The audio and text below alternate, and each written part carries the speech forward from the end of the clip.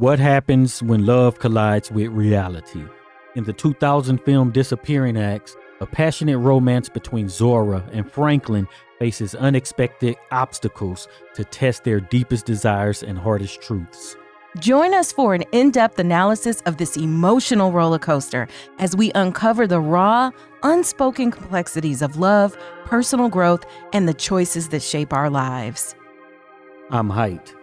And I'm Cheri. And you've discovered Axiom Amnesia. We want to thank all of the supporters who helped to make this video possible. If you want your name to appear alongside these contributors, make a one-time donation of $5 or more via our website at axiom.app, Cash App, or you can head on over to patreon.com/axiomamnesia to enjoy all of the benefits of becoming a monthly subscriber. This is one of the ones that will have spoilers. Yes. So if you don't want this movie spoiled for you and you want to watch it first, go ahead and hop off the call right now. But let's talk about Disappearing Acts, which came out in 2000, and it was a made-for-TV romantic drama film.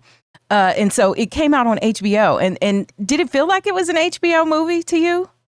Yeah, some aspects. You know, but I thought I don't know exactly why it didn't go to the theater or whatever, but nonetheless. Because they said nobody want to see that. Nonetheless, it was directed by Prince-Bythewood, and it stars Sanaa, Lathan, and Wesley Snipes, right? But Prince-Bythewood is the same director from Love and Basketball. And if you know, Love and Basketball also came out in 2000, and so did this. So, she just, used the same star that she had before from Love and Basketball in this film too. And so the film is also an adaptation of the New York Times bestselling 1989 novel called Disappearing Acts by Terry McMillan. And so I think the connection here to make is that Terry McMillan was just on a run where, her books became really popular. And then they wanted to make film adaptations of her books. We saw that with How Stella Got Her Groove Back, which we covered on this channel. And we saw that with Waiting to Exhale, right? That came out in the mid 90s and, into the 2000s. So we're really seeing, Terry McMillan's adaptations, become big movies. So. Yeah. And then we mentioned the cast, right? So we have Wesley Snipes, who's playing Franklin, who is is Sanaa Lathan's love interest. Sanaa Lathan plays the character Zora in the film. And then we also have some other names that, who we would know, like Regina Hall was in the film, Michael Imperioli, that you might remember from The Sopranos. Daquan Henderson is in the film. Aunjanue Ellis-Taylor, right? Because she plays a character in this film. And then we were like, who is that? And then it was Aunjanue Ellis. She's been around forever. It looks very different. Yes. And Clark Johnson was in there. If you guys don't know who Clark Johnson is, he was an actor, but he also played in the fourth season of The Wire, where the season that's about the newspaper stuff. And he's the black guy at the newspaper. He also, we saw him in Colors, right? At the end, he is the new rookie cop. So he was kind of sprinkled about in this movie too. And of course, we have Q-Tip in there as well. Did Q-Tip do a good acting job to you? He was playing Q-Tip. Basically by another name, right? So let's do a rundown of what happens in this movie, because I know before we watched this movie, I hadn't seen this movie in like forever since it came out, because it just wasn't one of those ones for me that was in heavy rotation. So let's talk about what happens. So the movie opens and we understand that Franklin, Wesley Snipes' character, is this woodworker. And so he meets Zora because Zora is moving into this building where he's been doing woodworking, and her apartment is not ready yet. And, they're like, the floor isn't ready, blah, blah, blah. And the movers are just like relentless. They're just like, look, we gonna unload your stuff either in the house or right here on this curb in front, because we not even gonna wait.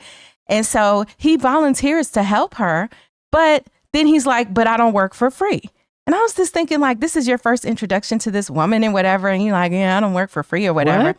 He's trying to get paid. I don't understand. The first introduction for what? Every interaction isn't to advance romantically. True. I mean, but this was like so transactional and whatever. What? She needed it, right? He need the money. I don't understand. What else is it supposed to be? Hey, you're having a bad day. All right, goodbye. What else could it be? I don't understand. Yeah, I guess that's true. Insulted him. Yeah, so she did and whatever. And so she kind of has an attitude because she's like, I'm in a bind and you over here talking about you need to get paid and whatever. And so we also know that Zora is, learned that she's a singer, a songwriter, and musician. And so, now she's like, well, she'll pay him or whatever. And he's offering his help. But I feel like he was offering his help because he did want to hit, right? He was just like, I'll help you. But at the same time, just in case I can't hit, let me get something out of it, but he was asking for pay at first. And then he does come around and decides, all right, I will help you. Presumably free of charge. Well, if that was the pursuit, then it could be like, all right, I charge for this, but you're getting a premium, you're getting a discount, right? Which makes you look at him favorably, right? Because he usually does this for money, and for me, it's for free, So. Want us to cover your favorite movie ASAP? A one-time contribution of just $50 or more to Axiom Amnesia gets you a deep dive on demand, a 30-minute discussion on any film you choose. It's easy. Step 1, send $50 via our website, axiom.app, where you can pay via card, Apple Pay, or you can pay directly via Cash App at $Axiom Amnesia. See the links below. Step 2, tell us your movie, email, the name you want to appear on screen, and what kind of deep dive you want. General, a specific character, a particular aspect of the film, etc. Step 3, watch your deep dive on demand with your name listed as executive producer. Lock in your deep dive on demand today and hurry. Spots are limited. This offer is not valid for filmmakers or distributors. Subject to availability and terms apply. That reminds Very me elementary. of this thing, right, that happened. Well, it was this huge snowstorm, and this was like way back in the 90s, and I was living in Chicago, and the snowstorm was so bad that it was like 4 feet of snow, like really high. By the time anybody moved snows, like, the snow piles were taller than you. And if your car was out front of your house and you're trying to dig it out from under all this snow and whatever. So after a couple of days after the big snowstorm, I decided to go out and dig my car out. And then I was just like, man, because anybody who's dealt with winter weather, what it's like to try to dig your car out. So I'm like, and I got like a miniature sized scraper and everything, trying to get the ice on snow off of the car. I have a broom because I'm trying to sweep it off, but it's been days. So, it's very heavy ice and snow that is hard as a rock and whatever. And so this guy comes up and he's like, do you want some help? Do you need some help? And I was like, actually, I do, right? Thinking that he's asking out of the kindness of his own heart. And then he starts quoting me a price. And I was like, bro, at this point, I'm at a point in my life where I'm like, I've just newly, left college or whatever. I'm broke. I have a job that doesn't pay nearly enough money. And I'm like, you're coming up to me asking me, you're volunteering like help, but no, it's not help. Well, I don't know. It's all it's help. Not help. Is help free or? Yes, help is free, but because of the capitalist society we live in, it has been turned into being not right, because that's marketing terms right now that they use, like, oh, we'll help you do this. You ain't helping nothing. You getting paid. Yeah. So I was like so mad about that. I mean, because this is like after I had been out there 30 or 45 minutes. Now, I'm assuming that this guy probably lived in one of the, buildings across the street, and that he saw me out there for a long time, was like, oh, well, maybe this is an easy mark. I can go out here and make a couple of dollars, which, I mean, as a hustle, I'm not mad at that. But then come up and be like, look, I'm looking to make some money and you need your car cleared. Do you want me to help? That kind of thing. Right. But no, you come up like you're being, this rescue person. I'm going to help, like, your chivalry and all. And then you try to get some money out of me. So I didn't like that. But anyway, so that's kind of what I thought of when I saw Franklin out there, like, I only do it if I'm going to get paid or whatever. So then we get a glimpse of their lives, though. So like we said, Zora is a musician and she's a singer. And then we see Franklin, he is he has a few skills, but he is a carpenter, and he also, works in construction and doing some other work that he can do. He should have been in something the Lord made. Because they showed him in the beginning how much care he was taking on the woodwork. And if you know about something the Lord made, which stars Mos Def. Yeah. Or Yassine Bey, I think is the name. Mos Def at the time, I think. Yeah, and he does this great work. Speaking of him, he's like a really good actor. Like, I feel like I just don't like his voice. He mean like, hey, I don't know if that might be his real voice. It might be. I like him as an actor, and I'm like, man, in a way, I feel like you missed your calling, but not really, because we saw him in acting roles. But he should have had way more roles than that. Like, he was really good to me. But so you were talking about Franklin and whatever, and his job. No, it's just like something the Lord made. Like, he was doing this work on woodwork and stuff, and he was just the best, right? And it translated to doing heart surgeries. Yeah. And so then we have Vinny, who is Michael Imperioli's character, and he's like I'm not exactly sure. Somebody in the construction industry would know what this is. I don't know. Is he like the foreman or whatever? But he's like what I would call the construction project manager or whatever, who hires all of the day workers or whatever to get whatever rehab or whatever job done. So he's there, and then he just is not giving Franklin any work. And so we realize that Franklin's work is unreliable. His money is getting messed with because he does a job where, like, you never know day to day. It's not a W-2 type of 9 to 5 sort of thing where you're just going to get paid a lot of money. So, or even regular, consistent money, right? And then we see Zora in her life. She's a teacher. And so she's teaching. She's a music teacher at school with the children, and they're singing and whatever. And so Zora is home waiting for Franklin to come and help like he's promised to do, and will help with this unpacking and whatever. He just doesn't show up. Why doesn't he show up? Because that day he didn't get work, and he's at the bar drinking. Okay. And then he, is coming, trying to decide, let me go drop by her place late with excuses. And he runs into her at this food joint, right? And I was just like, so she has her food and she's ready to leave, and she's disgusted with him. And he's just like, what you got in there? What you got, So he's like a food freeloader now. And he's like, well, I'm going to go and help and whatever. And so she takes the food back. And of course she shares her food that she's paid for with him. He had money for liquor, but he couldn't buy his own food at the food place. He's going to freeload up off of her. So they go to her house or whatever. And we find, more about Zora's story, right?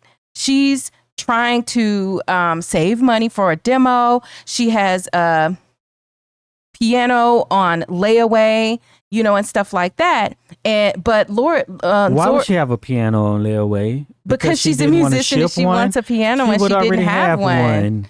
I don't know. She's doing all good, big time living. Basically, it's how they try to portray her. No, they try to show, because look, they were talking about even the brownstones that she was moving in was like upscale and stuff. You know what I'm saying? So it's kind of like she had it. She was able to take care of this guy and all this, right? Is kind of the air that was going on there. And she didn't have a piano, and she's this lifelong musician in the same way. Yeah. So you had to explain it to me, like, what happened to her piano, man? Well, I just was thinking she didn't have a piano because, while she came from means, right, she's still on her own, and she's, working her regular job. She hasn't gotten her big break. Her songs haven't sold and all that yet. So she's still trying to make a demo. She's not at the point where she herself really has money. She's not going to just be thrown out on the streets probably, but she, wanted a piano and didn't have one. Yeah, but I'm a musician who loved this stuff, and she's like 30 at the time, and you still don't have a piano? That's true. You know what I'm saying? Maybe she wasn't really supposed to be 30. Maybe she's supposed to be like 20, but was she a pianist 25. or was she just a singer too? Like, so it's some other things too. But she started teaching, she was showing that she plays, I guess, but I guess maybe she plays well enough to write, you know what I mean? Yeah. So, but they didn't show anything she had. They didn't show a keyboard or, nah, she just had, hey, I got a piano on layaway and I'm hoping to get it out. It's been on layaway for about 12 years. Look, pianos are expensive. But we find more about Franklin's dreams too, right? And his dream is to fix up and rehab these brownstones in New York City that he's been working in. And he's like, but I need my contractor's license first, and I need this and that. So he's got his dream, but then he can't seem to, as we see more in this movie, it's like he can't make his dream happen because he has trouble with any form of delayed gratification and figuring out what the plan should actually be.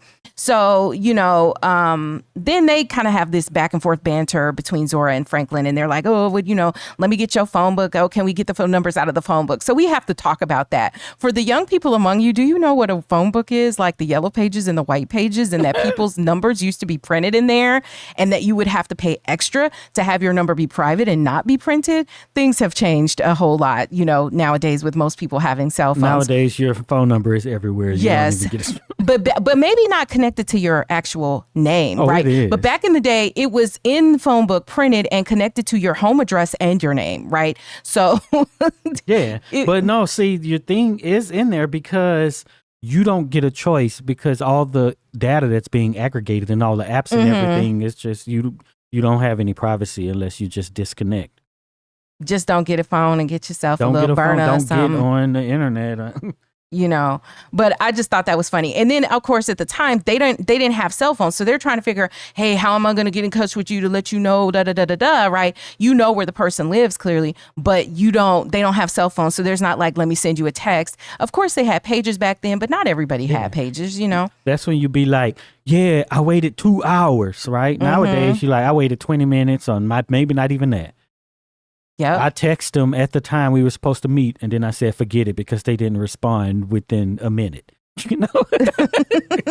That's it. So then we have Zora, and we see that she goes out with her friends, and her friends are judgmental. They try to be bougie. Yeah, about her spending time with this, blue collar man or whatever. And Zora says, hey, I did my time with the suit and tie MFers, who pull out their platinum card and they think that they don't have to do anything else like in the relationship. And so she's like, I'm allowing myself to be open to other experiences. So clearly, and we talk about class all the time, she's like, I'm opening my love prospects to people, not just in my class, right? I'm willing to date whoever, I dated these guys who think they're so good and whatever, but they don't have to put forth effort. And I'm willing to just kind of like open it up because I'm, to be open in dating. So she goes out with her friends, and they have their attitudes. One of her friends is like single, and then the other friend is married with, and whatever, and has her husband. So they each are bringing kind of these different perspectives, but they both seem to be, all three of them are in the same, class, and have these certain expectations of what relationships will be, what a man will bring to the table. And all of this is informing, their homegirl kikiing in these conversations, right? So when Zora gets home, why is Franklin on her stoop? Ooh. Okay, in 2025, go to the comments. If if a guy had come and, you had these interactions just like Franklin or whatever, and then, or a girl, okay, let's say, and then you come home and they're on your stoop waiting for you, uninvited. They're not there really to help with anything. They're just there to see you. Like, how do you feel about this? In 2000, though. But this was 2000. But I'm just saying, like, fast forward to 2025, a quarter of a century later. How do you feel about this happening? I think it was common back then that people would just show up to your house. It depends on how bad you want him. It's really like, when you're a celebrity, they just let you do it. Uh-oh. Famous last words. Or famous first words. Yeah. So I just think it depends on if you like the person, but everything seems to be considered stalking now, right? Mm-hmm. Somebody say, what's up, girl? What's up, girl? 3 times, it's over, bruh. You about to get posted on the internet, and they're going to try to say, call the police. Mm-hmm. So, of course, Franklin's on the stoop. She sees him and she lets him come on inside the house or whatever. So she's like, oh, how you do when somebody comes in. Now, mind you, the lights ain't even on. It's dark. You don't cut on all the lights. But she goes to the refrigerator and opens the door because she's going to get him a refreshment or something. Hey, you want something? Da-da-da. She says she heard brothers like Heineken. Bruh. How much did Heineken pay for that? Who was the company? That was a Heineken ad.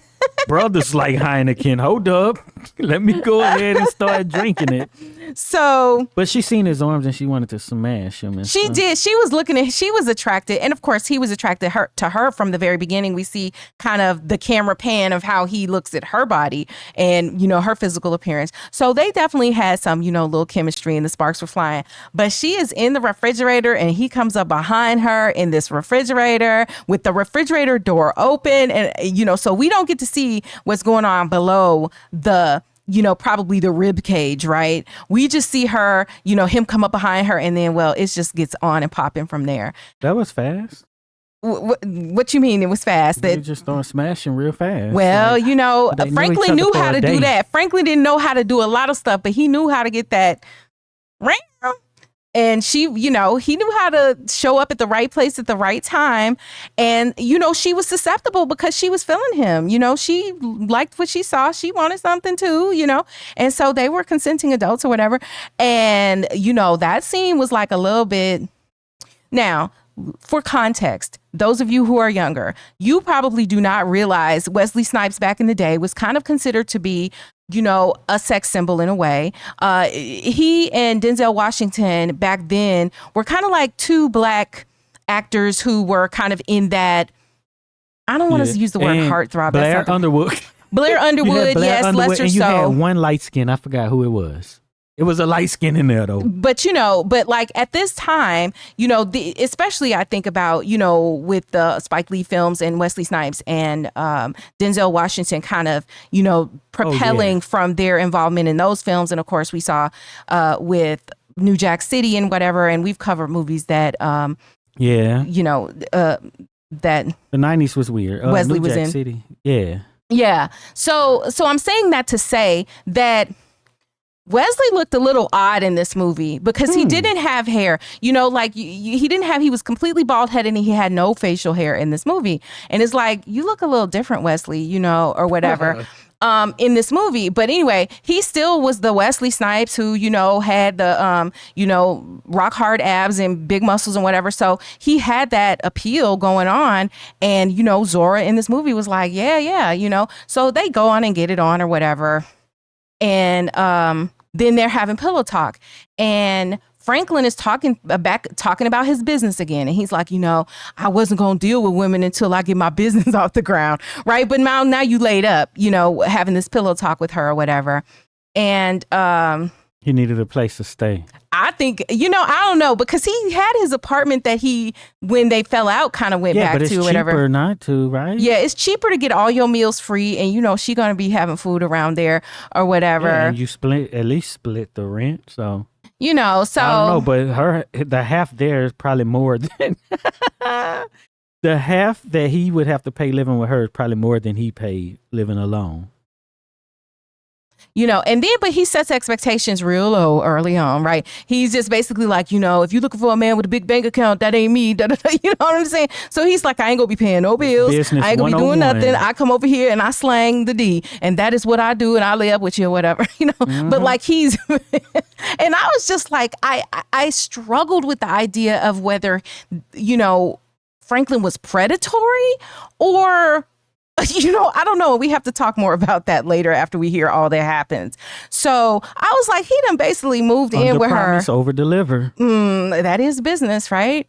He has basically moved in with her after he smashed one time, So Franklin then tells his friend, that Zora listened and she's different and that they do more talking than they do laying down, together, which makes me feel like, okay, so he does like, he likes her. She's not just a sexual conquest, but, But it's one of those class things, right? Oh, the guy from the supposed lower class, right? Then he met somebody with from a higher class, and then it's so much better. I can talk to somebody who's not in my same class. So is that like a reinforcement of a stereotype, yes. So little problematic things that we see along the way.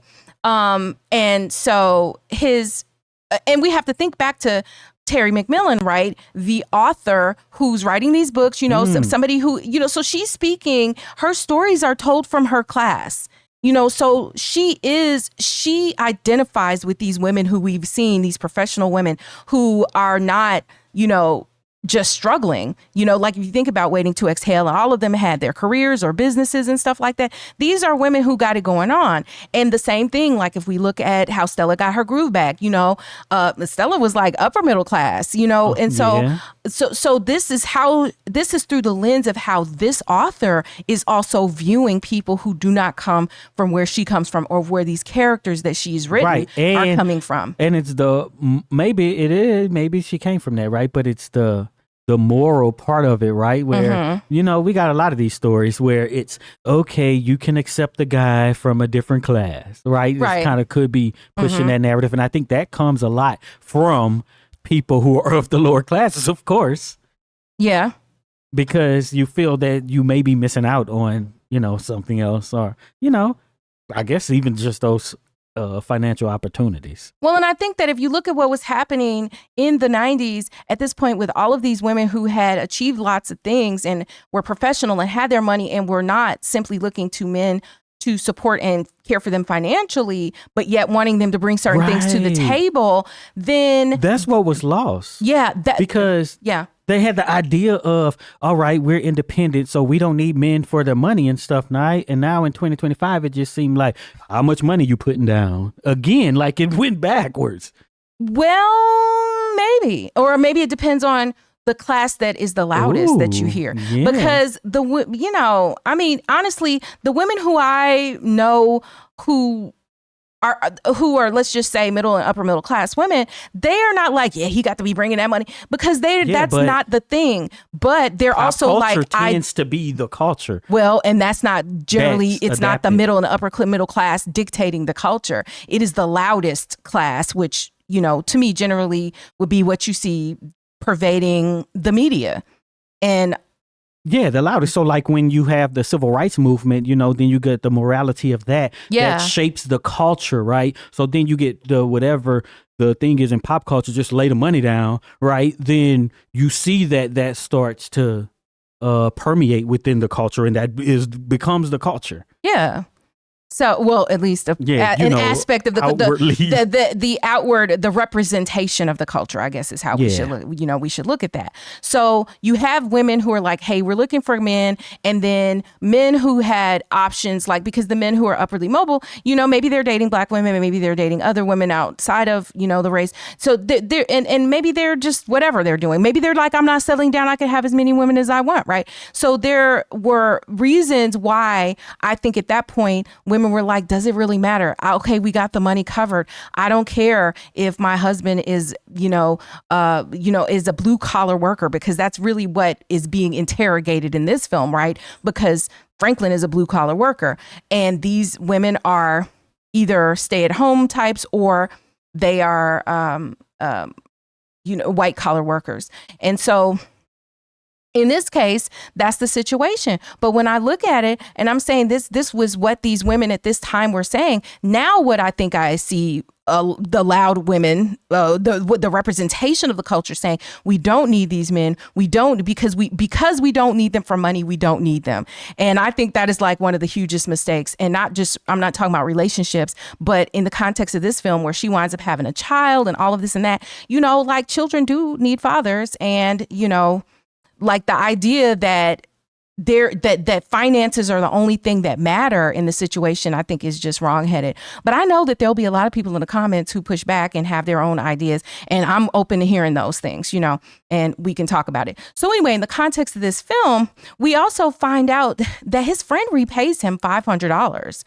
And Franklin, the friend he drinks with at the bar, he's like, hey man, let me give you your money back. And it's $500. And then he takes it and he goes and gets her piano off of the layaway with this $500. So I guess she was real close to getting it paid off. Real close. But let me tell you, this is what con artists do. What? This is what con artists do, though. And this is why I go back and forth. Y'all go to the comments. Was Franklin a con artist? And I'm still conflicted even right now as I talk about this, because what a con artist does, or a man who is on the take, or a woman who is on the take, but especially a man, because men, stereotypically are expected to pay for things, right? So what they'll do is in the beginning, they're paying for a lot of things. What was that? the swindler, the Tinder swindler, the whatever. You remember that? Yeah. You know, what they do is they pay up front, but what he was using his money small investment up front, it's a small investment that will pay dividends in the future because your guards are down when a person voluntarily gives you something up front, seemingly out of the kindness of their heart. So then when they appear to have fallen on bad times, which the con artist knows that this is all part of the con, but when they appear to be falling on bad times, it's like, baby, I ain't got the rent, baby. I just need you to spot me for a second, baby. And at the same time, he's giving you that long stroke. Then you're open to be taken advantage of. And so this is why I'm conflicted, because so he goes and gets the piano off a layaway. So why would he lie to his friend, though? We still have that independent conversation. Well, you're always talking about binary and how people are like, does it have to be the either or? Could it be a little bit of both? Could it be, I like her, but I also, have my ways that I'm not really willing to change. Yeah, but when I think of someone as a con artist, I don't think that they are attached. So there's no spectrum of con artistry. There's no, I just con a little bit. I don't con, I like her. I just con a little. I'm not conning. I'm not a level 10 con. I'm just about a level 4. Just enough con to give me a place to stay and, that kind of thing. I mean, it's the joke of how people always talk about it's cuffing season, or like right around now, this time of year, when people get their tax returns, they talk, the kind of the meme that you see where, suddenly men appear with needs. I just wanted to jump in here to encourage you to join our free Patreon tier. Yes, we have premium paid memberships on Patreon and YouTube channel members who get exclusive content, early releases, and other perks. But we are now also offering a free Patreon membership tier where you will get videos that are not offered to the general public on YouTube. For example, we just dropped a 3.5-hour watch party for the new Luther Never Too Much documentary on our free tier, where you get to watch the full movie along with us in our commentary. If you like what you see, you can join one of our paid membership tiers later, or you can just remain as a free member with no strings attached. This free Patreon membership does not give you access to all of the paid exclusive content and early releases that our premium Patreon and YouTube channel members enjoy, but we wanted a way to offer you a better viewing experience without many of the restrictions that we have on this platform. So come on over and join us on Patreon. The link is in the description. It's easy and free to join. You can simply log in with your Google or existing social media accounts and begin enjoying Axiom Amnesia's Patreon. Now back to the show. But I don't know, is he a conner? Like, what do you think? What do you think at this point? I don't think was he conning her, or he so the thing is that what it would just mean that the basis of our assessment, if a man has come to fruition, if a man comes in and he seems to have less and fall on hard times, he's just labeled a con artist, right? Mm-hmm. So what I know is that from everything that he done, and we seen that he was trying to be in a relationship with this woman, and that's it, right? So we're just at the beginning, right? So this is how I feel at this point in the movie, and a little bit after, because I'm trying to add up everything. So let's talk about the rest of the stuff. Everybody knows who listen that I don't default to that. They say I give way too much grace. Yeah, well, but in the beginning, this happens. I'm not thinking, they're doing something nefarious. I would have to see. Yeah, more. You just got to wait and see more of that same type of stuff. So we see Zora goes to this producer, and she has to try out for the producer. Like, is that realistic? But she goes and she starts singing for the producer. It's very okay. She starts singing for Q-Tip, who's the producer. But so the thing is, if a producer wants to work with you, he's going to basically, or she will volunteer her time. Right? So, you're so good. Let's make music together in hopes that we get a deal. Right? Mm-hmm. Versus, hey, are you good enough for you to pay me? That's a very different thing. And that's what happened in this movie. You need to try out and then I'm going to pay you. And it could be that you try out. If you're not good enough for me to be like, okay, we can go shop this for a deal, then pay me because you're not good enough. So when I see this, I'm like, he don't think she's that good. Even though he's telling her he thinks she's good, because he tells her she could have a 6-song demo for $2,000, and she like, I ain't got that money. But he says, all right, well, you can give me $500 up front, and then I'm gonna squeeze you in around my other stuff I got going. So, but let me just talk about it, because she's a singer in here, and of course, Sanaa Lathan does not do the singing. I don't think, I kind of looked to try to figure out who was doing like the live singing. It was not very easy to figure out, and when you look at the cast list, but I'm fairly confident based on the way the lip syncing and the unnatural performances look to me and musically that this was not her singing. And it just, to me, that there was a disconnect there. And I mean, you can't help it if this is what the character has to do, but there was just a disconnect there for me, you know, with that part of the film. And so, so I think it was possibly Wyclef Jean's sister doing the singing. I think when I looked it up, yeah, because the songs that I think were written by his brother and his sister, but I know one of them is definitely his sister. Yeah. So, he was real big in those times in the late 90s. So they get to talking, right? And Franklin tells her that he confesses, like, oh, you know, that he's a high school dropout or whatever. And she's like, but you got your GED, right? And then he's just like, well, no, I don't. You know, she's like, how can you not even have a GED, right? Because again, this is where she comes from. This is just, wait, what? You what? You know, so she's trying to understand how this can be. And this comes off as very judgmental, but it's really just highlighting the culture clash, right? And highlighting the class clash that we see going on between the two of them. So then he's like, well, while I'm at it, and he drops this bomb that he got 2 sons. Bruh. And that he's married. And they're 10 and 12 years old. And she's like, you been lying or whatever? He like, I didn't lie. I just didn't tell you right away. Listen. And so he says he couldn't afford the divorce. And I'm like, all right, so when you look at the context of things, to me, that seems realistic, right? This dude can't afford to even pay child support. His money is not right because he's working a job where he is kind of, you know, getting, I don't know what you call it, day work, you know, and it goes back and forth or whatever. And so, you know, he's in a bind because of a series of what I would call not optimal decisions along the way. And so she's disappointed in the situation, but she still moves forward with him because she's already fallen for him. Dang. You know what I'm saying? She says that she loves him or whatever. But so now, you know, in the words of Alexis K. Tyler, she didn't let him hit the root and he didn't fail. I mean, she fell for him and he, you know, I think he likes her a lot too. And so she wants him to move in and he like, yo, rent is steep and everything. But again, managing expectations. I'm not going to be contributing to this rent, you know, but she's like, don't worry. I guess it's managing expectations, but if he ain't got it, he ain't got it. Well, he's telling her up front, right? Don't be looking for me to be able to pay my half of the rent. And so she says, don't worry. So basically, she has 0 demands, you know, and he does tell her at this point when they kind of come to that. 0. She don't have any demands for him because she's just like, I love you. I want you here. And she's about the business of convincing him to move in with her, which I think was her mistake in terms of what she ultimately wanted. Right. And it wasn't until, as we'll see, it's not until she makes demands and puts her foot down for what she's willing to tolerate that he either, you know, decides I'm going to step or I'm actually going to step up to what you're asking. And so, but he says he loves her or whatever, you know, they move in or whatever. So his sons come to visit, which I was happy to see because I was like, is he one of the, you know, is he like, I don't even deal with my kids? But no, he comes around his sons and they come and visit and they meet her and they're at the house. She starts showing the younger son how to play the piano, like what you were mentioning earlier. But their game is Scrabble and Franklin is really good at Scrabble.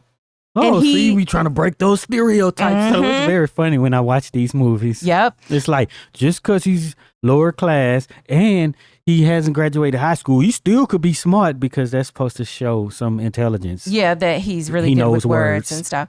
But you know, so I think it's like, be careful not to, you know, how you choose to judge people. But yeah, Scrabble is his game and he's better than her, you know, at Scrabble. And, you know, she's formally educated, but he's obviously got a better vocabulary and knowledge of, you know, words and language and whatever. So then, you know, they're laid up in the bed or whatever, and Zora has a seizure. And we find out that she has epilepsy. And so she hasn't told him, right? So here, each of them have something that they didn't disclose up front. She's got epilepsy. He got kids and, you know, and he's separated though from his wife or whatever, but he's got kids and it's this wife who he hasn't divorced. And so then, things get real because he's like, what's going on and whatever. So she explains it to him, and then that's that.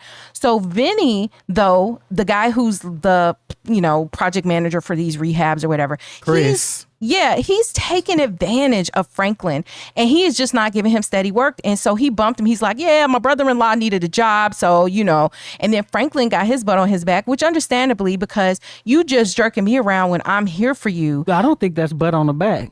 Okay, I'll take that back. It's not really his butt on his back, but he gets an attitude, and he's like, and he quits. He's like, next time you need me, I'm not going to be here, and he quits, right? Which is shooting himself in the foot, because this is one of those things where you need this guy who isn't treating you right, but part of his leverage and why he can jerk you around is because he knows you need him. He knows that you'll need him before he'll need you. Everybody, it's a lot of people who want to get that day work. And he's like, but what else did it speak to? It spoke to nepotism and people in power, right? If my brother-in-law, who I don't know, blah, blah, from whoever, he didn't just marry my sister or whatever, then he needs a job, then you who are my loyal worker, screw you, my brother-in-law needs a job. And it's not even a debate about it, he right? He even said it. He's like, oh, yeah, you know how it is. It's family. What am I supposed to do? What am I supposed to do? Yeah. What am I supposed to do? Because, so again, here are people who are operating with different rules of the game they're playing. Now, granted, this was 25 years ago, but think about the rules. Okay, we're like, cut your family off. And other people are like, even though they're like, I don't F with so-and-so, but I'm still going to give them a job. Like there's certain loyalties that exist just because of the connections that we as a culture could be shooting ourselves in the foot when we write people off because of personal issues. I had seen something recently on social media, and I don't know who said it, but the gist of it was that if you think that you have to like people in order for you to work cohesively in a communal way as a community with them, then that's going to be like one of your biggest challenges in life, is that if and why do you think you have to like people in order to learn from them or teach them or let them learn from you or whatever? Because you don't like everybody. So why do you expect for everybody, for there to be this like thing as a precursor, as a necessary factor in working with community? So I thought that was a very good point that was obviously lost on a lot of people.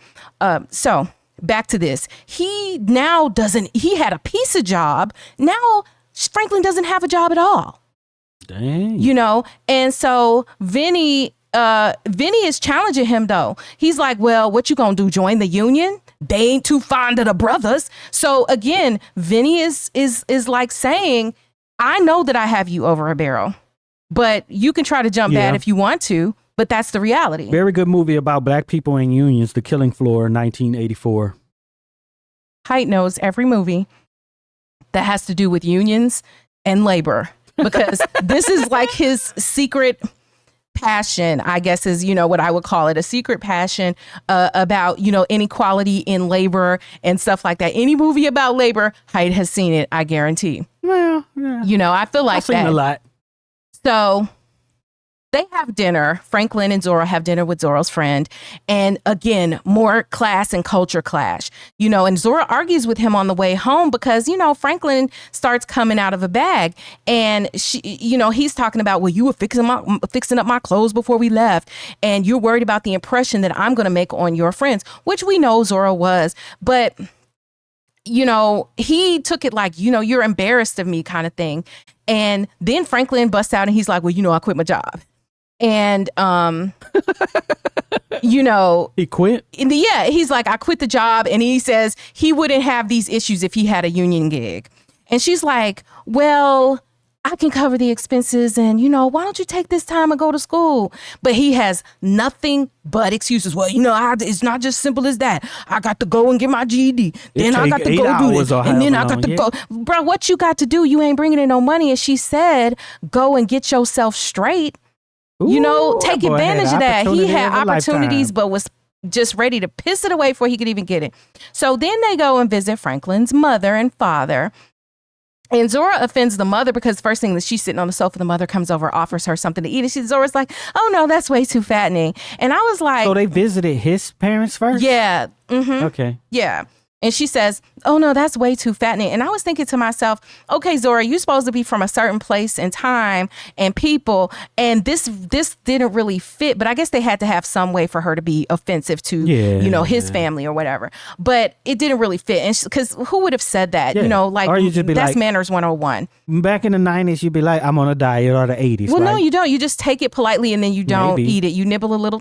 Well, but what I'm saying is, if it. you don't want to take people who respected diets. Yeah, they'll say, I'm watching what I eat or whatever. Yeah, or they but may you don't just go, be like, oh, that's way too fattening. You don't say that to somebody. You know what? So anyway, so the mother and father, though, Franklin's mother and father are still together. They got a decent house, and they, so it looked like at least at a minimum he came from a working class situation where they own their house and everything's intact. They got, you know what I'm saying? They got a little china and stuff like that. They know how to entertain people who come over to the house. So it's like, well, what is Franklin's problem? Why is he like this? Because he been full of the doo-doo, and his mama and he and his mother have this adversary relationship that's also going on, that you see the dynamic playing out. But I'm like, he's not mimicking the example he's seen. So why is he out here like this? Because it just didn't seem to really make sense, Well, he's working construction and he can't keep a steady job, right? Yeah. It's mostly through no fault of his own.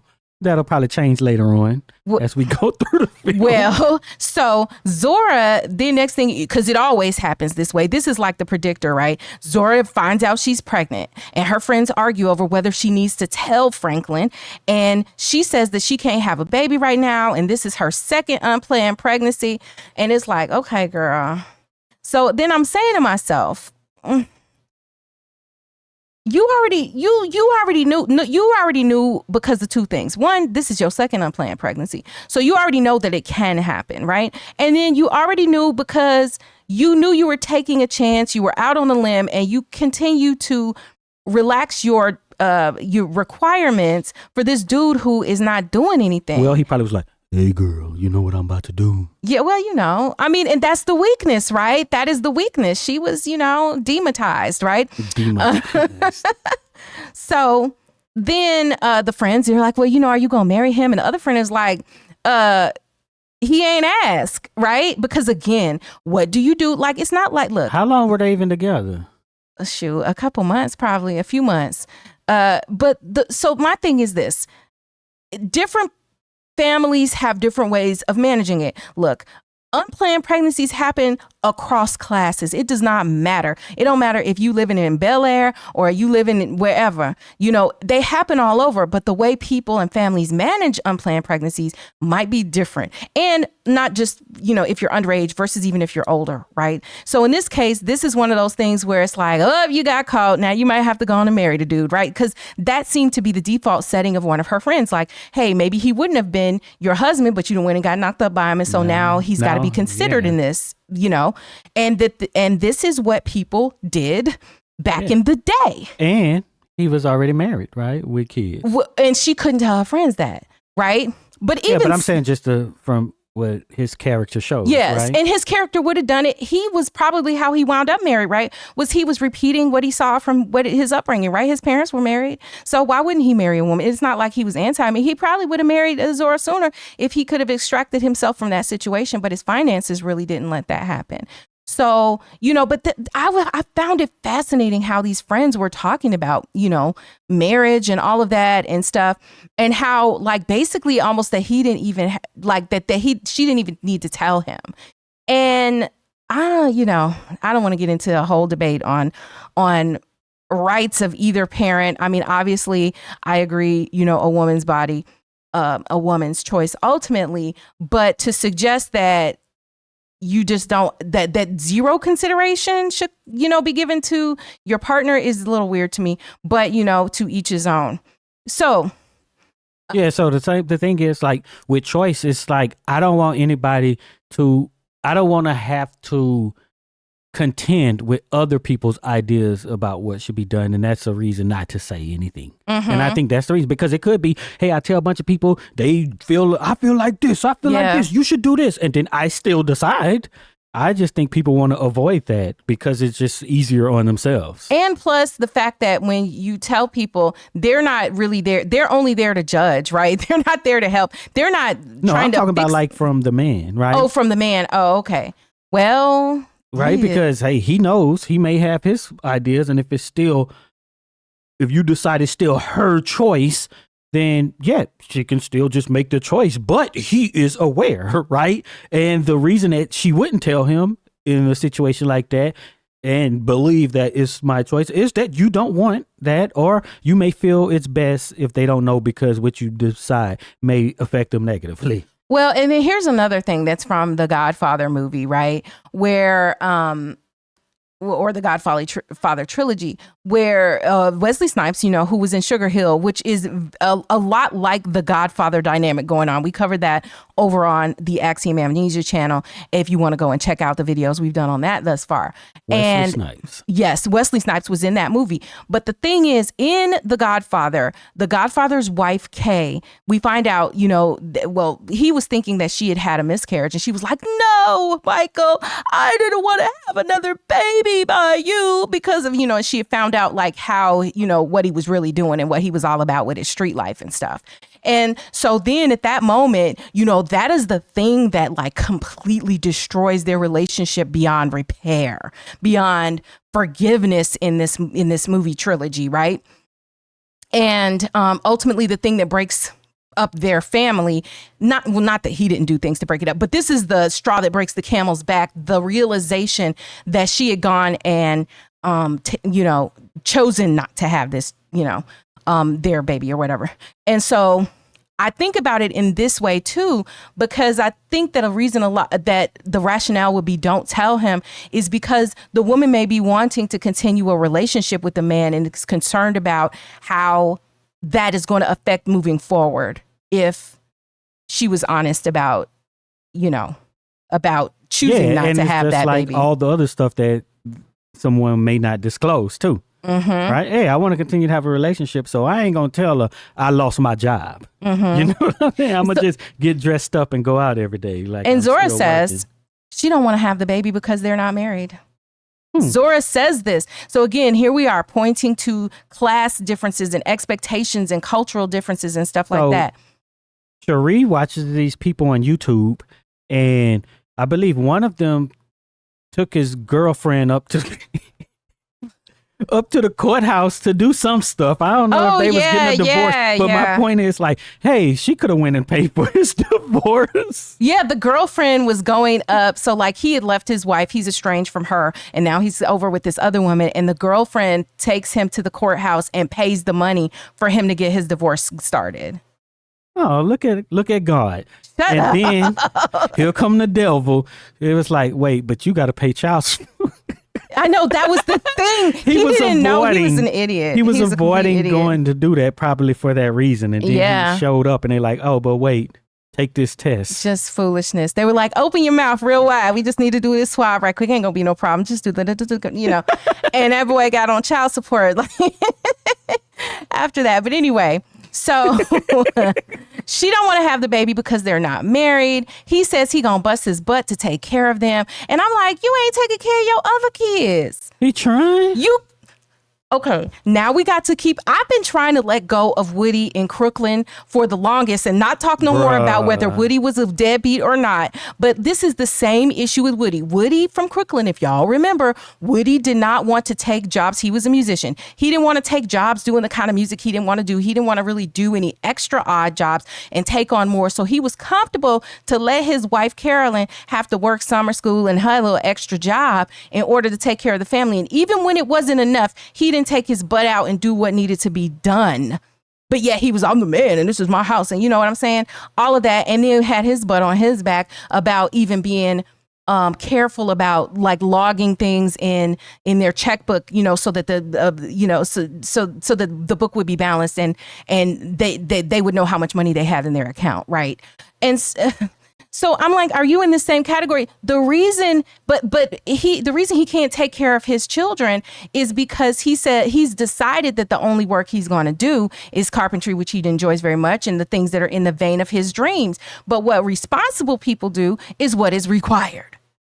And he was not willing to do that up to this point. He's going to go work at McDonald's? No, but at a minimum, he could have gone earlier. For those first two kids, he could have gone and got the GED that he ultimately winds up and gets in this movie.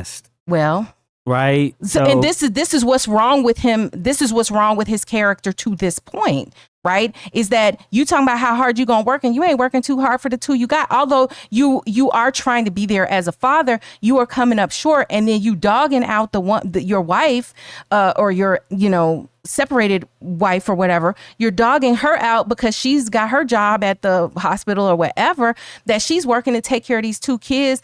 And remember, when he comes by to the house, because let's just get through whatever else happens. So he's like, I'm gonna take care of you. So he goes to the work site. He tries to get a job. He's a carpenter. And, so they're starting to have money problems. The producer, Zora's producer, wants more money. She says she can't afford it. And then we see Franklin come back like, I got a job now. So Franklin did go out and get the immediate thing of, I went out, I looked for a job. But as soon as he like, I got a job now, baby, what is he doing? He's like, want to be in the spoon position and get him some. And she's like, I'm tired, and so then they fight because Franklin wants attention while she's trying to write her songs, and she's tired from being pregnant and whatever, and all the other stress she has in her life. So then another woman comes, he goes out, and that's the other thing that's the undercurrent of all of this, is that the implication is that Franklin is drinking too much. So every time he gets frustrated, he goes over to the bar and he starts drinking. So that's what he does this night when they have their argument. That's what low class people do.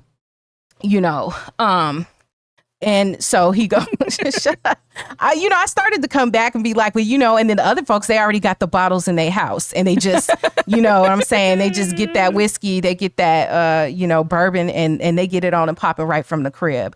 And so, but we see another woman, and she's all coming on to Franklin and everything while they're out, and she's, he's out drinking, and then he's kissing the woman, and he's all drunk and everything. But then it kind of changes where maybe she really kissed him, and he puts her in a cab to get her home, so you're like, okay, it's not exactly what it looks like, but why are you even in the bar, Franklin, when y'all got money problems? So Franklin shows up at the studio where Zora is singing and whatever. And, so he's trying to be a little supportive. And then when he goes to the studio, I was like, oh, is Franklin going to come in here and cut up when he sees this male producer? Because, Franklin was that type of dude. So when did he meet her friends? At the studio, he saw he already had met one of them because they had gone to dinner and stuff together. Well, not dinner. But, he had met them because they had been to the house for dinner, earlier when he clashed with her friend's husband over dinner when they, had one of their first arguments. Yeah. So, he shows up at the studio. What I was saying is he going to clown because he sees the male producer who's there? Her friends were also at the studio to watch, but Franklin shows up and he's being all supportive or whatever. So then we go, Franklin is on the job, and I almost felt like Franklin might as well have been called Can't Get Right at this point, because he's on the job and he started drinking. He drinking on the job, on his union job or whatever. He fell, and then he got fired. And then he's laid up in the bed at home after he done fell on the job and hurt himself. And he's like, it's because they don't want to give me workman's comp. It's not because I was drinking. That's not why I fell. Wait, Franklin, but that's the thing. So, like, I remember my boss, he used to keep bottles in his drawer at work. And then... so he would call us in and stuff at times and be like, you want a shot? And he'd be taking shots. I'm like, I ain't taking that. You crazy? Not on this job. To set me up, huh? So when she finds out that he done been fired, Zora is like, well, it's no problem. We can use the money that you've been using to save up for your divorce. And he like, I got $122. Bruh. So he been saving though. Then he goes over to where his boys and his estranged wife or whatever are. And then he's like, well, I just need to let you know I ain't got no money for you. So, he's just disappointing everybody. And the wife is just like, this is clearly an established pattern, and she just was annoyed. And then she like, on top of everything else like that, you over here, and now you got another baby coming, right? So she recognizes my two kids ain't even getting what they need to get, and now you got somebody else done got them knocked up. And it's not even the vibe of like she wants him back. She clearly is like, man, if I could get rid of you any way I could, I would, because you on my nerves. And so then Zora's friends talk about husbands versus baby daddies and whatever. And Zora knows why she ain't married though, because I think Franklin would have married her, but he caught up in that paperwork right now. So he's been drinking, and he comes in late for her birthday dinner and concert. So Franklin, like, this was a big day. Why? And so he got what tickets he could afford to this concert she wants to go to. Nice, and they're in the balcony. And then when they get up to the concert, they have a scalper out there. And the scalper is like, I got these tickets and they're, and whatever. And she's like, oh, don't you want to get these tickets? And he's like, but I got these tickets. And she's like, but these are better and whatever. And he's mad because she's basically, again, saying what you produce for me is not good enough. And she's like, I want to enjoy the better tickets. I want to sit closer to the stage or whatever. Shaka Khan. Yes. And he was pissed and he walks off. They argue and he walks off or whatever. So after the concert, he is there at the house and, they have their baby after that or whatever. And he makes whatever. They had a little baby or whatever. They had a little baby. And then he done made a bed for the baby out the closet door. Like, he is very ingenious with his ideas. The like foldable, those, what you call those closet doors, those foldable closet doors or whatever. I don't know what they're called. And he done made that. That's like the end parts of the baby and the little latch would let it down and stuff. So this is a baby bed. He done made, like, he got skills. He got skills. Now, let alone, forget the fact that it's probably like hazardous to the baby because if the baby fingers get pinched up in there. But Franklin's heart was in the right place. And he really took time and effort and put that into his craft. Because we also see along the way, he is like really refinishing and redoing all of the woodwork in her apartment as he's being there, so he's not just like completely shiftless. It's just that he's focused on what he wants to do, not necessarily what is immediately useful and helpful to what the family's needs are at that moment. So, Franklin continues to try to get work or whatever. And, one day he decides it's too cold to work. She killing herself to take care of her and the baby. She's carrying the load and everything.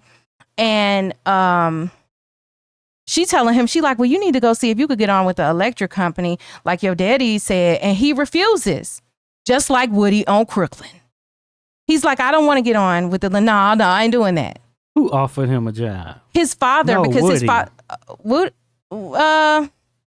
well, he could have gone and looked for a job. He was, You the say point just is, like. well, no, I say just like, because actually he had opportunities to branch out into different types of music that he didn't want to do. And he resisted that for a long time and was refusing, which was part of the reason why they lights was getting cut off and they didn't have the money that they needed to have. So the producer says that, he can't bear with Zora because she's not giving him the songs or the money. And then he's like, oh, but those tracks are mine until you buy me out. Bruh. So this is like, she's feeling like, hey, I done been taken advantage of too, because, well, give me my songs I paid for. He like, you ain't paid for no songs until you pay me my full amount, kind of thing. And so Zora is mad. She starts ignoring Franklin. She on the phone with her friends and he's trying to talk to her and she's just completely like boldly ignoring him. He tells her that she should be more supportive of him.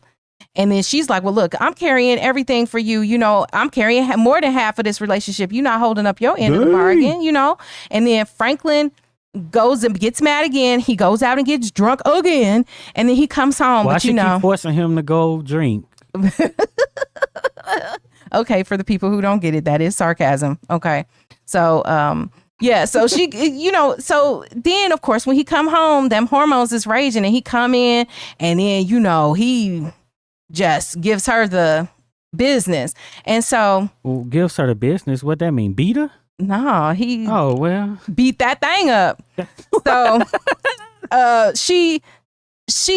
but this time, if you really look at this movie before, they're all looking at each other while they're doing it and it's all, but this time she has her back to him. You know what I'm saying? So these things have changed. She's like, stop, no, don't. In the middle of it. And then she get up and put on her clothes and she's like, I'm leaving right now. And when I get back in the morning, I want all your things gone. I was like, dang, in the middle of the night, Zora. But yeah, she had enough. Mistake. You need to supervise. She had enough. So where did she go? She went to see another man. Shut up. She took her baby and probably went to her friend's house. What? Why? She said, why can't we assume the worst of her? She went to go see another man in the middle of the night. Not with no baby. You ain't knocking not? at no other man's door with an infant on your hip in the middle of the night. Sleep, put him over there. Okay, go to the comments. Is it a man out there who would let a woman come to the door with her newborn baby and be like, just put him over there, he's asleep, come on in this room? You know what I'm saying? And tell us the truth about this. What you think? Tell us what stories you know of like this that have happened, because I don't feel like that's very realistic, but anyway, so Franklin is still at the crib. He's all upset. And, in Franklin mind, he like, I'm going to leave, but not before I tear out all the carpentry I did along the way. Everything I did, I'm fixing to tear down. And that's what he go to doing. He get his, he's been drinking. He gets his hammer and starts crashing things and whatever. Franklin is break down crying in the midst of this. So, I was like, man, he really hurt though. He's frustrated because he's not what he needs to be in the moment and don't know how to be that. But at the end, he loves her. I do think he loved her, but... Was he conning? Because you said he didn't know in the moment. Okay, so what I think is that this is the case where he needed some help. Number one, he needed to stop being so pig-headed and be willing to take advice and listen to people, because he had people in his life trying to tell him, his daddy in him was trying to steer him the right, but he wouldn't listen to nobody. So then this is how he got where he was. And then when he realized all that he was trying to do wasn't going to work and he really needed good counsel, it's too late. You done jacked yourself up. You done jacked over your first wife and these two kids. And now you got a new kid that you can't take care of. And this woman is frustrated with you and you trying to be what you need to be, but you can't be. And the reality is that Zora had it more together and that he should have been more willing to try to fall in line and be what she needed. But he was very, very egotistical and unwilling to do that. And maybe he was incapable of it, because some people are just not as adept to that kind of adaptation, but his ego wasn't going to let him do those things or whatever. So when Zora comes home, her house is toe up. Then we fast forward, see her home on New Year's by herself with her baby and it's in her robe. She's crying and she's depressed. And then we look at Franklin. Now Franklin didn't go to school. It took for him to ruin 2 families and 3 kids' lives, temporarily at least, for him to decide he gonna go get the GED and try to do what he need to do. Then we see he's there for his son's graduation and stuff. And then Zora's song takes off. And, so after all this happens, how did her song take off? Because somebody bought the song and then it was on the radio or whatever. She finally paid for it. And then the producer get paid all the money. Or she paid the producer in coochie coupons. Somehow she got that thing done. That's crazy. So he get all the money basically. So Franklin shows back up to Zora's house and, it's been a year later, I think, or something like that, she says.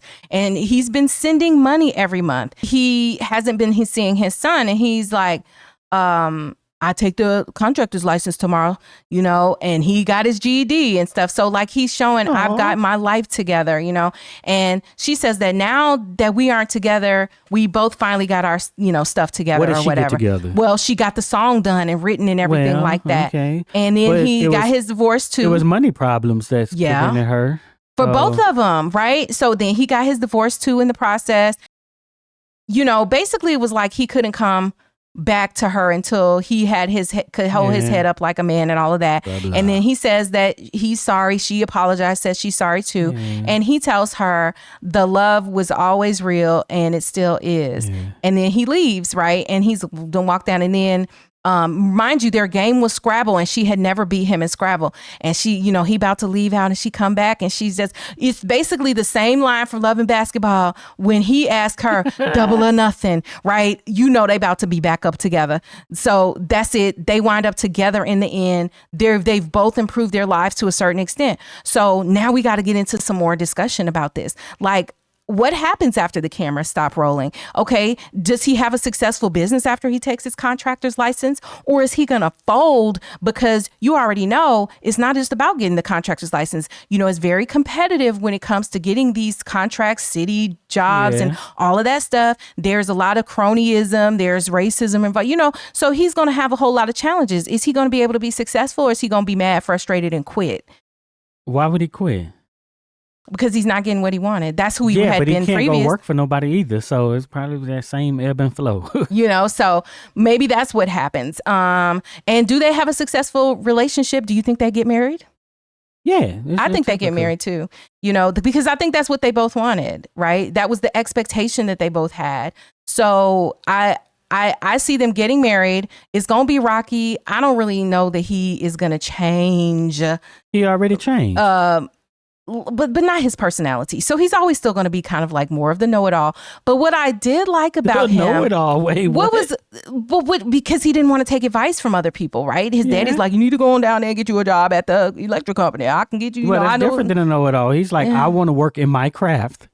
Yeah, but you can say that as long as you can afford to do it. But there's a point where you got to be able to at least do, have the bare minimums covered. Yeah. So all of this is going on, but I'm just like, But you know what I did? So there were things. All right, ladies, go to the comments. Can you see how Zora had got herself into this mess? Because there are things that I look at this situation and I feel like, man, if as a younger woman, how you could get roped into that, you done fell for a guy and, all of these things, and you're susceptible and you like him and you want it to work out and, Well, it depends on your values and what's important, right?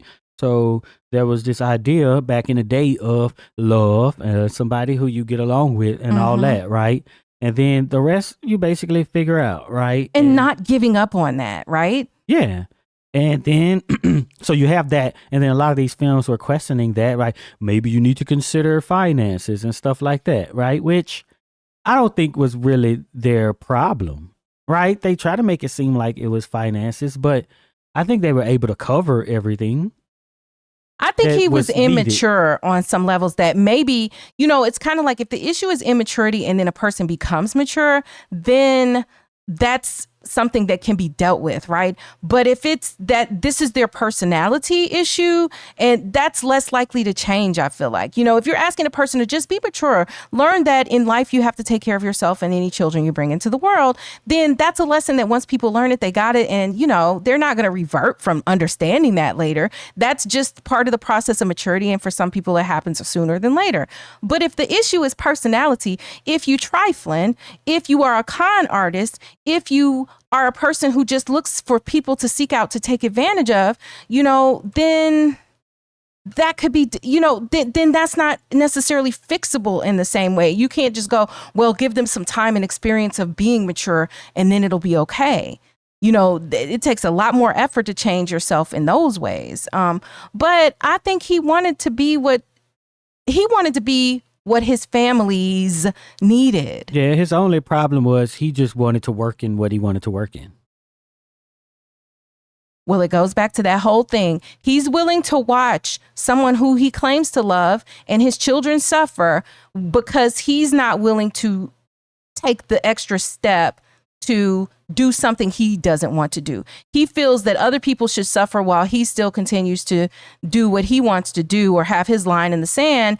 And the only suffering that he has to have as a result of that is feeling bad about himself for not achieving and listening to the mouths of the other people who are miserable. So he could have just went down to the electric company. Is that the thing? Well, so even at least temporarily, right? What he could have said is, look, because he didn't make the connection between it was his fault that he got fired. Yeah. You were drinking on your job and you're like, well, and you can't understand that even if let's just say somehow 100% we can know he didn't fall because he was drunk. The point is, you should have the good sense enough to understand that because of the way it looks, it doesn't matter if that was the real reason why you fell. The fact is that it gives an opening and an excuse. And for a black man, you don't have those type of opportunities to just let things slip through your hands because you're being silly. That is a sign of immaturity. And just failure to see your own contribution to your circumstances. So to me, that was the issue, a big part of the issue. And you want to blame shift. You're blaming everyone else when you was the one who was sitting up there drinking on the job. But the other thing we didn't really talk about is that other men were drinking on the job too. And the unspoken thing in this film is that the other men who were drinking on the job, they were not black, and we can't do what everybody can do. Yeah. And get away with it. That's also the unspoken thing that happened in this movie. We don't get the chances that other people get coming in the door. Okay. So then we go back to, was he an alcoholic and is it a disease? Because then it's just like, well, because you had this disease, you should know better than to do what your disease causes you to do. Right. Right. And I think, okay, was he an alcoholic? That is the question. Do you think he was? Definitely seemed like it. Yeah. It seemed like he had a drinking problem. Yeah. And we didn't see the drinking problem get addressed in here, though.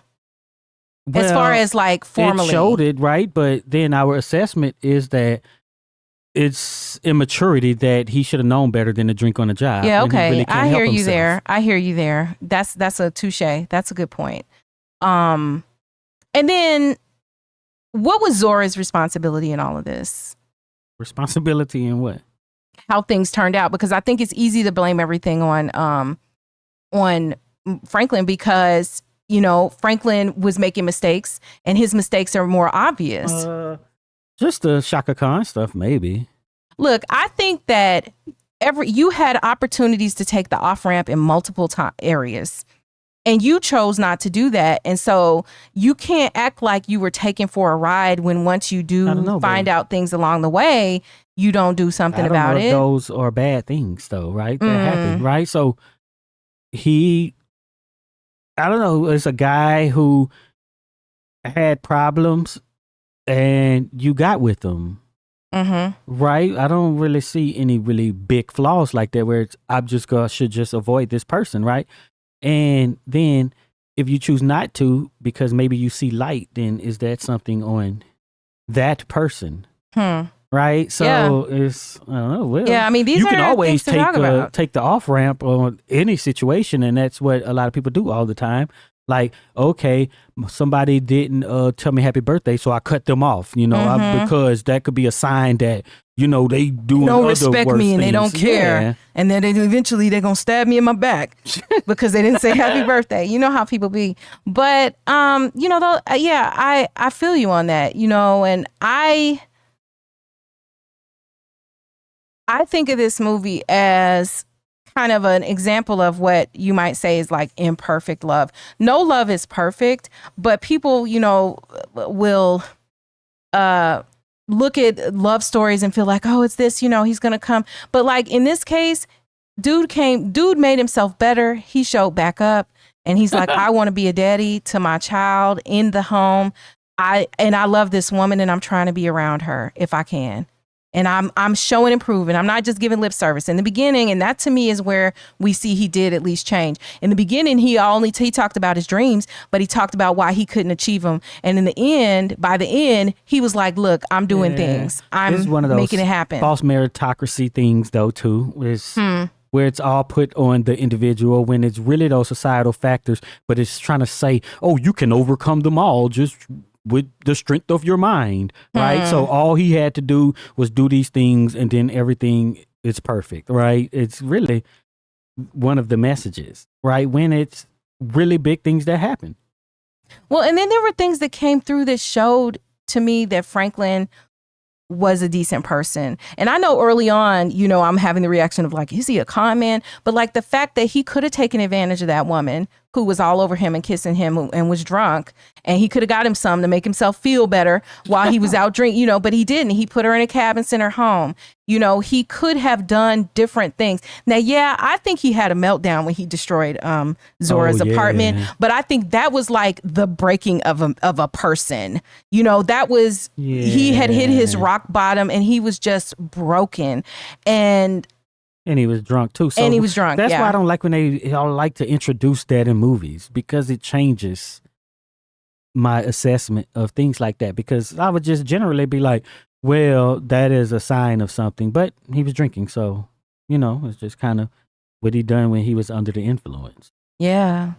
So they kind of ruin the story for me every time they do it, though. But the more you think about it and talk about it, the more gray a lot of these stories get. I remember seeing this initially, reading the book initially, and my assessment kind of being more of like very black and white. Franklin is a dog. Franklin did everything. He failed on purpose in a sense. His failures were all his own. Franklin was getting no grace from me. And looking at the film at this point, Franklin, I'm giving him a lot more grace at this point. And I also feel like, in the end, they loved each other and, It's been worse things that happen. It's worse things than going back to your baby mama and getting together and maybe getting married and, and being together. Yeah. Could be worse things. What I also liked about the film that I just, thought about in this moment was Zora's father. You see her father trying to reach Franklin and take Franklin under his wing to kind of give him some fatherly advice to say, I've been there, right? And he's like, look, this, this is what you kind of need to do, and steer him in the right direction. And who knows if it's those words that also reflected on him, because so the problem with family situations is that Franklin had been messing up for a long time, so he had a reputation in his own family, and y'all all know, everybody knows who the black sheep of the families are. When you see him coming and folks be like, oh, Lord, here comes so-and-so, oh, what you did now, that's the attitude his family had toward him, right? And so when you're trying to do something different and you want some grace and want to be able to try to make yourself better, sometimes people who are most familiar with your failures are not willing to give you that chance and that grace. And I think that also is what was happening to Franklin. But, all in all, for an HBO movie, not a bad movie. Yeah. A lot of you guys wanted us to cover this. I'm glad that we did. And if there are other aspects of the film that you want to see, don't forget that, you can always do a deep dive on demand. If you made it this far, type calculate the cost in the comments so we'll know you're one of the real ones who stick around to the end. And be sure to check out one of the videos that's on the screen right now. And be sure to check out axiom.app, where you can find all of our recent videos from all of our channels in one place. And then it'll link you back so you can watch here on YouTube.